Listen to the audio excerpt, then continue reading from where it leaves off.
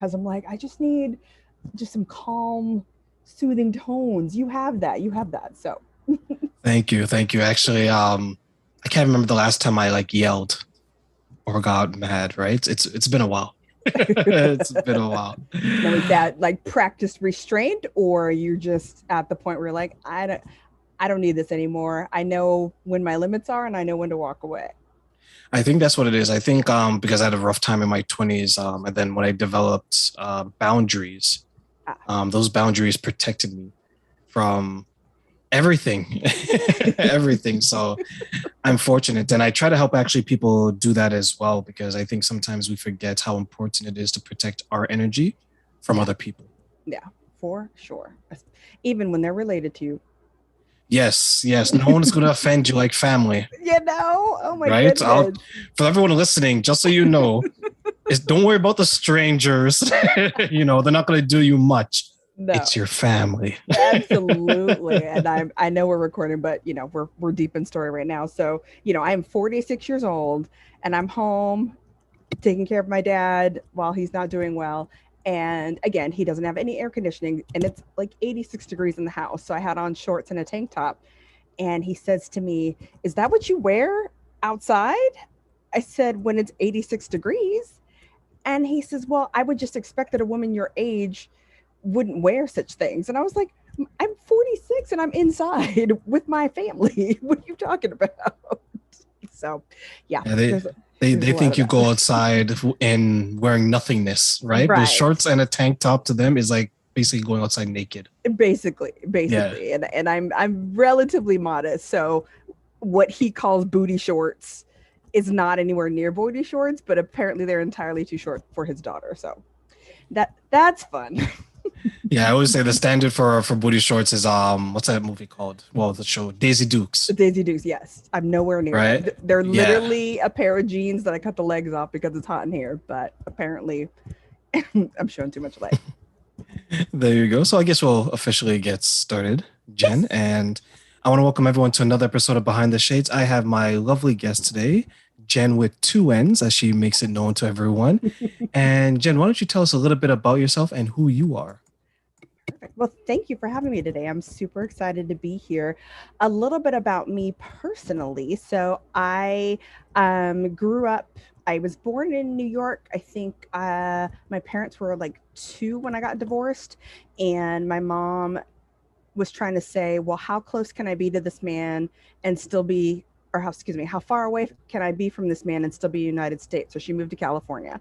So I grew up kind of bi-coastal kid between California and New York. And honestly, I had everything I needed on both coasts. It never occurred to me to think about all those states in the middle. I'm used to having a place that has nightlife and music and multiple sports teams and all that stuff. And so yeah, so I grew up between two coasts, which is, I think it's always so funny when people are afraid of flying in planes. I was like, I've been flying since I was 6. What are you afraid of? It's fine. They give you food and the pilots are nice to you. They give you wings. This is amazing. So, yeah, no, so grew up there between the two coasts. I went to college in Northern Arizona University. I followed my high school boyfriend, which is a terrible, terrible plan when you're selecting colleges because he and I did not have shared interests when it came to colleges, but I made the most of my time there. I actually almost dropped out because when he and I broke up, everything seems so devastating and big when you're 19. And, I thought this was the end of my world. And so my dad actually talked me into staying. He said, "We'll give it one more semester. If you can't turn it around, then we'll figure out where you need to go." And that extra semester completely changed everything for me. So I got really active on campus. I joined a sorority. I started taking leadership positions in my sorority. I worked and I got more entrenched. And so from there, I really had the passion of, I don't want another student to have this experience. I don't want the personal social side to be the reason somebody doesn't pursue their education. And so that was my plan for work, was I was going to work in higher education and make sure students had an amazing experience outside of class, and it's going to supplement them. I want them to, join clubs. I want them to travel and do study abroad programs and internships and all that stuff. So just real passionate about college, even though it's not for everybody. But if it's for you, I would like to be a part of students making the most that they can of it. And so I did that for about 10 years, and then I switched to doing recruiting for a tech company. So I recruit engineers for internships and entry level roles for engineering companies with a special kind of outreach to diverse and inclusive organizations. So making sure we get more women in tech and STEM, making sure we get more people of color in STEM and tech. So that's what I do professionally. And I started a podcast, as many people did during the pandemic, called Wise and Wine. And the idea behind my podcast was that, hey, people don't always take straight paths in their careers. Sometimes they think they're going to do A, but because of something interesting or because life happens, they end up on a different track. And so I really just wanted to interview people, diverse people, whose paths weren't necessarily straight, that they thought they were going to go this way and they ended up this way. And so I've learned a lot about people's stories and about why they change and how our families and our cultures influence, kind of how we choose our career. So it's been fun. I love it. And I love hearing about that. And I wish in Canada we had the fraternity and the brother and the sister and the sorority, as you mentioned. That's something I wish we could create here, but unfortunately we don't have it. To the best of my knowledge, we may have smaller package of it, Mhm. packets of it, sorry, but in the States, when you guys go to college or university, it is big, right? Like you can have people working in certain companies that were like, yeah, I was Phi Beta and I was this and this, right? Like how was that experience knowing that even though you have your family at home, Right. you're building this family within your educational system?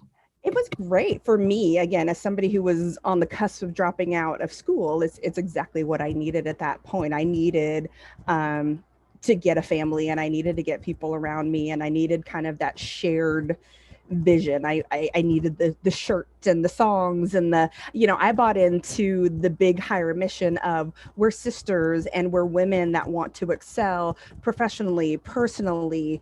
That all of that was stuff I bought into. The parties and some of the crazy stuff that you see now, that wasn't my experience. I'm old, so I understand that Bama TikTok is huge right now, and that was not my experience. My school was much smaller. I didn't even go through the traditional rush, so I would say my experience was nothing like that. It was really about building a core group of sisters, building people that you could rely on and people that you could talk to all night about anything, and and actually one of the people that I interviewed recently on my podcast was in my sorority. And so she was in my sorority at a different campus, but it was really easy to go, hey, sis, you know, I love what you're doing. Would you mind doing my podcast? And she said, of course. And so even though we're not, she went to school in Florida, I went to school in Arizona, she's 20 years younger than me, but there's that commonality that we've built through the sorority. So it's not great for everyone. There's some people that don't have stellar experiences, but I think if you go into it looking for sisterhood and leadership and growth, you'll find it. If you go in looking for parties, and you'll find that too. So there's That's space what for I want. everybody. I like the leadership as you mentioned. I like the mentorship as well, um, because I think, or at least I feel, I should say, that we need to go back to building the community. Yes. I think the community is. I remember a time, and and I do apologize everyone. I'm speaking like I'm so No. old, but I remember a time where just based on your last name, they had an idea of how you're going to behave and Right. interact and everything, right? Right. Now it doesn't seem we have that, right? It's like, well, these are your kids? No, they're not my like, like people, Yes. Yeah. oh, that's not my kid. My kid doesn't do that. But it was Yeah. before, it was like, oh, your last name is Smith, or you come up from a long family of people that were hardworking, that were Yeah. this, churchgoers, things like that. Yeah. And that, even though I don't have that lived experience with the sorority and the fraternities and things like that, Mhm. that's always been my view of it, especially when I speak to people who are from the States and they're saying that, yeah, my boss was three generations ahead of me in my fraternity, and we still have that communication. If I want to go up to him and ask him something, there's an open door just because of that bond. Right. Right. Um, from what you learned about your experience in it, how much of that of your experience do you take from that into your everyday life now, as well as into your podcast? Into my everyday life, I would say again for me, and not everybody has the same experience. Some people get in, get out, or they just want to party, or not everybody has a great experience. Mine was very, very positive, and it really gave me skills to be courageous in my decision making. It gave me the ability to stand in front of a group of people that I don't know and give speeches. It gave me the skills that I needed for my future career. So for me, it was exactly what I needed and exactly when I needed it.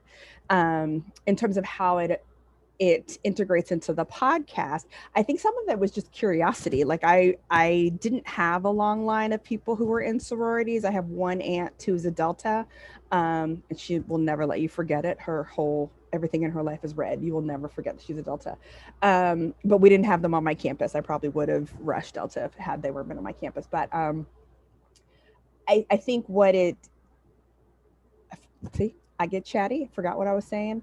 Um, so what does it do for me in my career now? It gives me the ability to be interested in people, and it gives me the ability to think about, I had a community that, it might be dramatic to say, saved me.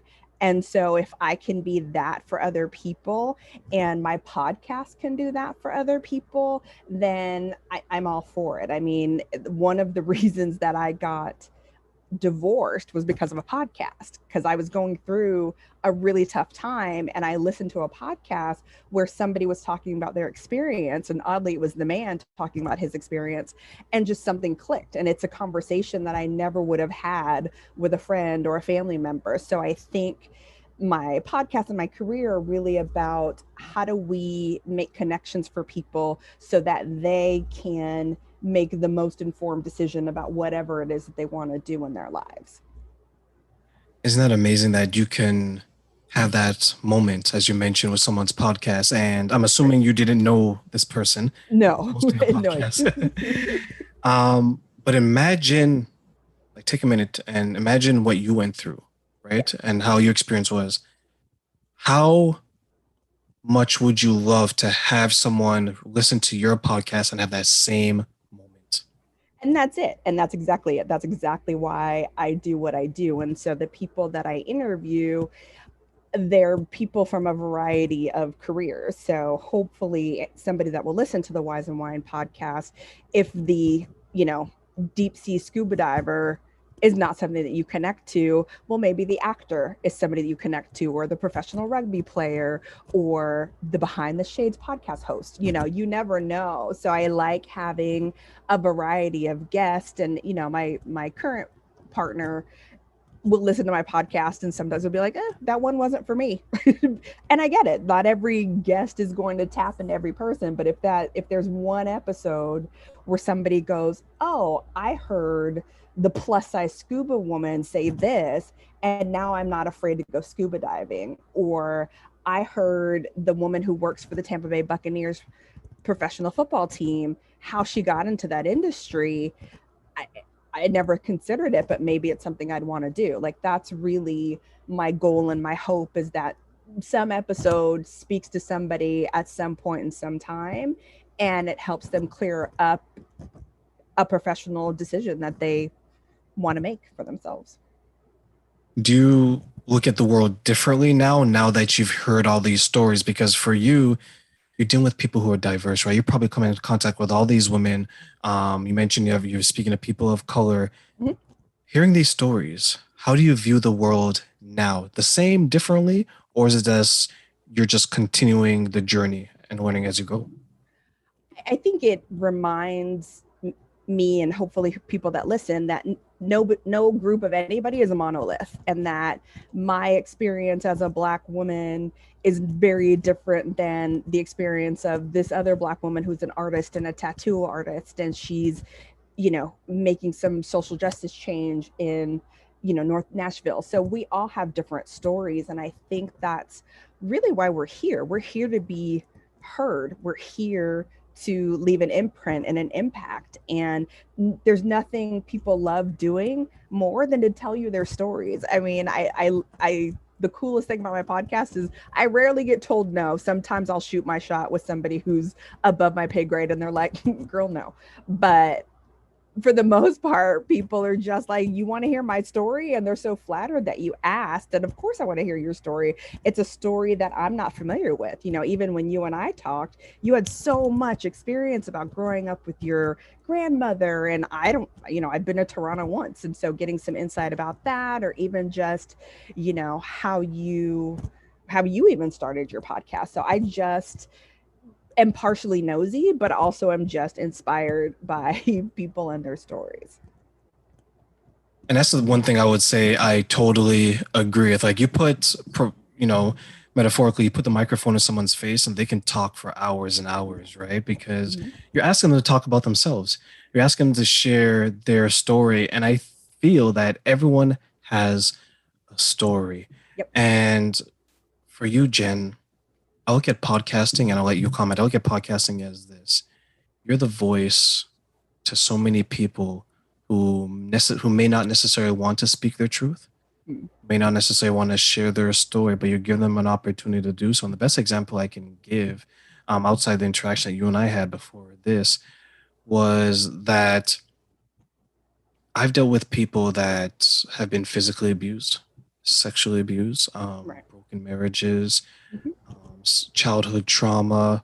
I've even interviewed swingers, I right? need to I need to listen to that episode. Yeah, it's coming out soon. But Okay, good. but I point that out because it's sometimes you live in your own echo chamber, meaning that you only know what you've lived, Right. but you've opened up your eyes, as well as me and all everyone who's out there who's in this medium, to a whole different world. And you made a good point. Whereas a black man in Canada is different than a black man in the United States, is different than a black man in the United Kingdom. A black woman, same thing. A white woman, same thing. A brown woman, same thing. And sometimes we get caught up in thinking that, well, I'm this way in my little city, so everyone has to be the same way around the world. Exactly. But that is definitely not the case. And in regards to your experience, Jen, has there been a moment along this journey where you're sharing all these stories, where you're like, that was an aha moment? My eyes have been open to something that I didn't necessarily consider up until now. I think the one thing that I get stuck on is when I report the podcast and I pick my guest and I'm like, oh, this person has an amazing story, and I send them questions in advance and we start talking, and they go in a path that's different than I thought it was going to go. So, for example, one of my guests, Alyssa McDonald II, she was severely burned over a good chunk of her body when she was a young child, and so I thought this was going to be this very, like, I don't know, gut wrenching, deep, sad, the story of triumph and just anguish and pain. And I was just ready for this very deep, dark story. And we laughed the entire time. I think we barely talked about her accident and how she got burned, and we just laughed. And so I think that's something that I love about the podcast, and something that I've learned is just because you think somebody's story is going to be a lot of times it's B. And I think that's what we get from hearing each other's stories, is that what you assume or what you think or what you imagine somebody else's experience should be or will be could be so different once you hear it directly from them. Yeah, I truly was ready to have this. I had tissues on the table. I was ready to hear this gut wrenching story. And I don't, we laughed the entire time. She is hilarious. Do you think you would be prepared for that type of scenario where it's a lot of tears and a lot of anxiety? Maybe. Do you think you prepared for that? Because I know I'm not. I'll tell you that from now. First of all, I don't think that's true. You have a very calming, like, let me learn your story and ask questions. I think you've got like the heart of a counselor. So I don't think that's true. But I think I'm naturally curious, and I think I'm hopefully am comforting and empathetic. And if we got to the point where somebody was emotional, um, yeah, I welcome it. It hasn't happened yet. I think most people are excited to tell about their wins. Um, versus the trauma. I think people have definitely gone through it, but I think they like talking about being on the other side of it versus being stuck in it. And so yeah, I've had several guests where I'm like, oh, it's going to be the one of this guest another guest I had. She was adopted. She's black, and she was adopted by a white family when she was 3, and the family adopted her siblings as well. And so they're in Ohio, so I thought it was going to be this very like deep story about race and ethnicity and how she was raised in family and being in between. And she plays rugby now, which is a predominantly white sport, and she's a woman. And I just thought it was going to be this deep, like,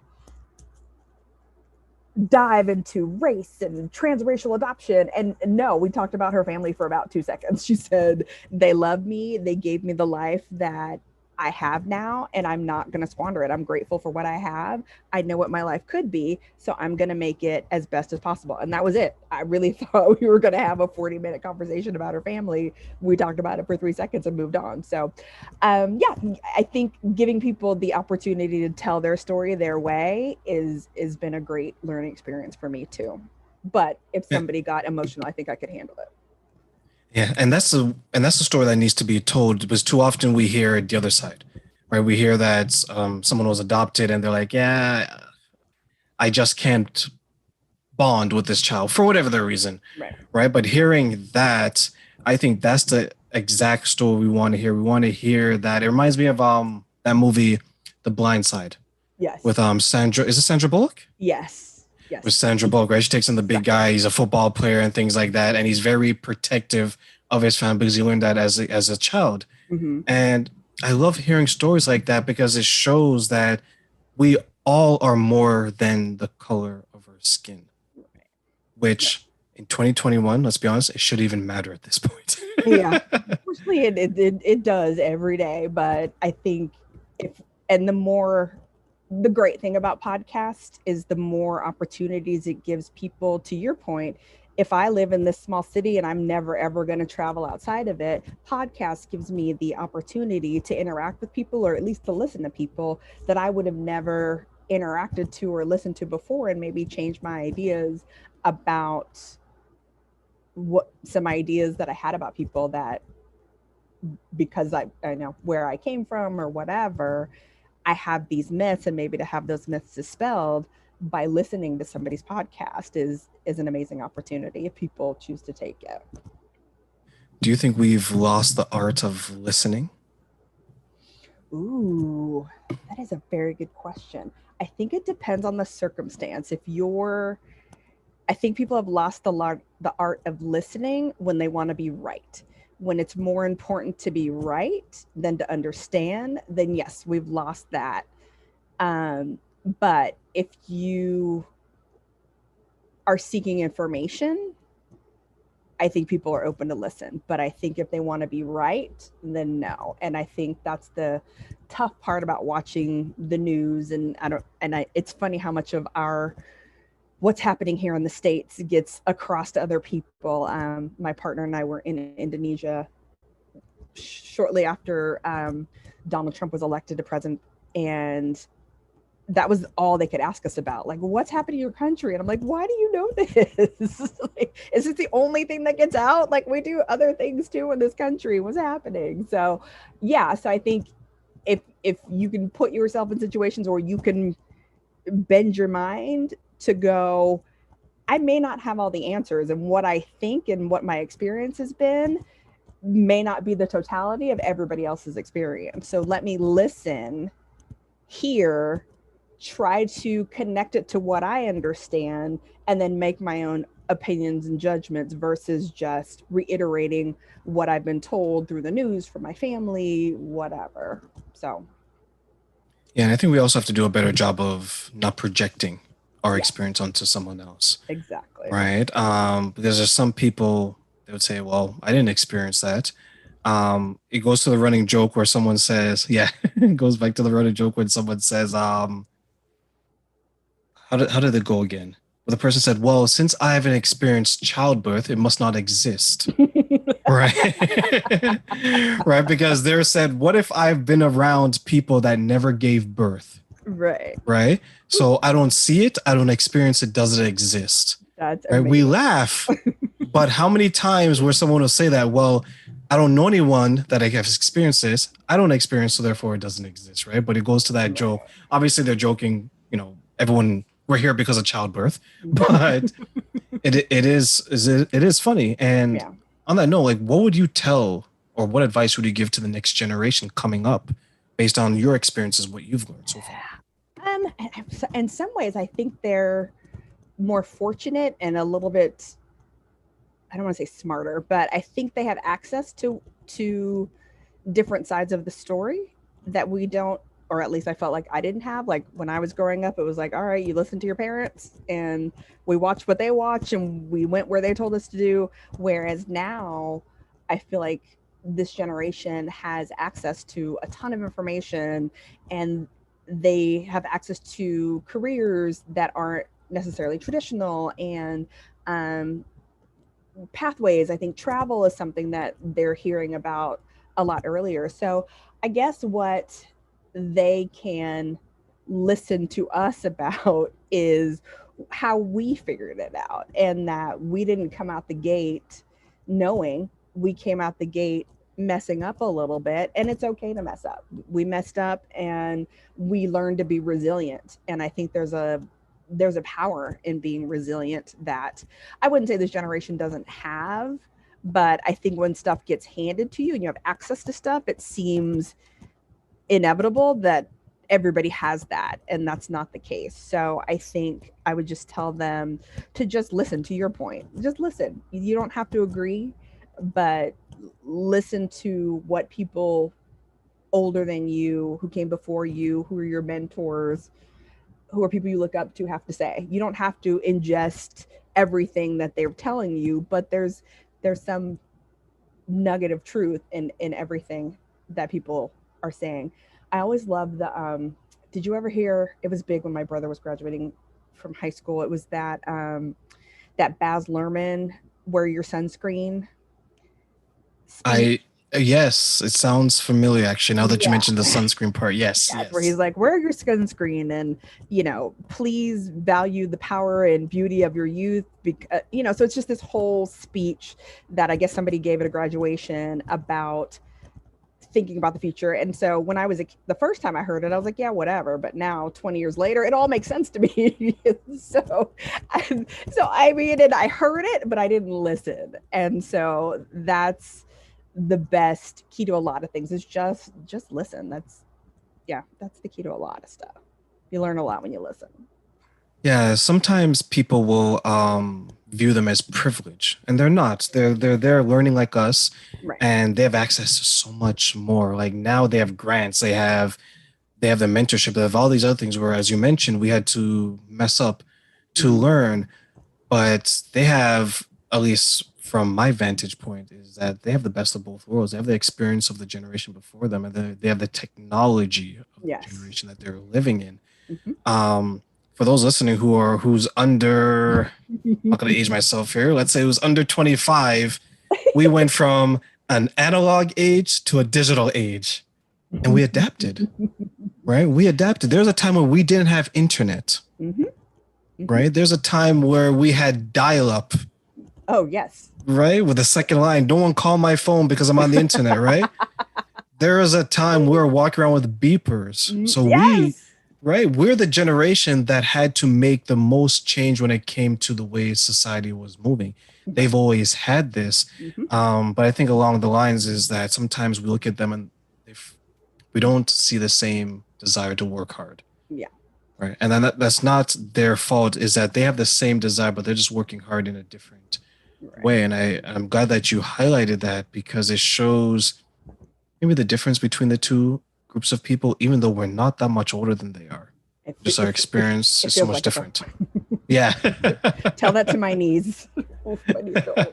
Yeah, and I'm Gen X, so I'm back with, I had the floppy disks on my computer that were this big, and the first time we had AIM and our screens were green when we were typing to people, and when the internet launched, like I remember all this stuff, and I remember Walkmans, and the first I used to have a cassette tape, and the time that they came up with the ability for it to go backwards, where you didn't have to take the tape out, you just hit a button and it played the other way. I was like, oh, so yeah, I think it things seem easier, but they also have more reported cases of anxiety and depression and dealing with identity. And not to say we didn't have to deal with that too, but we dealt with it on a much quieter scale where they're being faced with it. So I think it's different, and we need to listen to them too, because there's things that they're going through that we could learn from. My poor dad's getting picked on, but I'm at his house, so it happens. But for the life of me, I have been trying to get him to stop saying Oriental when he refers to Asian people.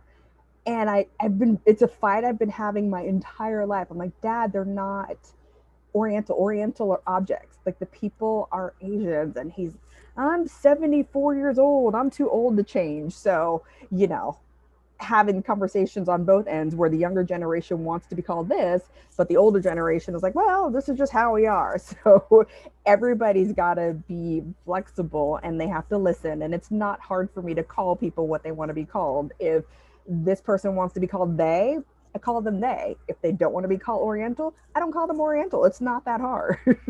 So, but it takes me listening to know that that's the case. It's an adaptation that we all had to learn, especially the last few years, Yeah. where we had to incorporate pronouns Yeah. for the first time in Mm-hmm. over the last number of years. We had to not address people by the color of their skin.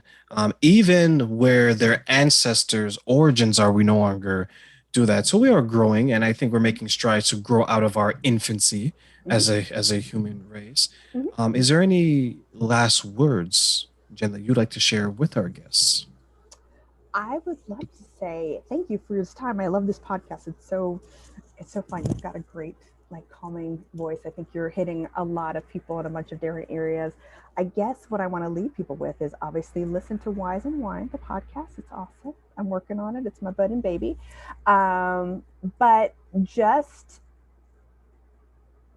follow your own story. Like, your story doesn't have to look like mine. It doesn't have to look like his. Like, your story is your own. And I think it's your uniqueness that makes you you. It's your uniqueness that adds to the world and changes the world and makes the world different. But it's also your thing that makes somebody else free to do their thing as well. So just, as even when it's hard, just be you.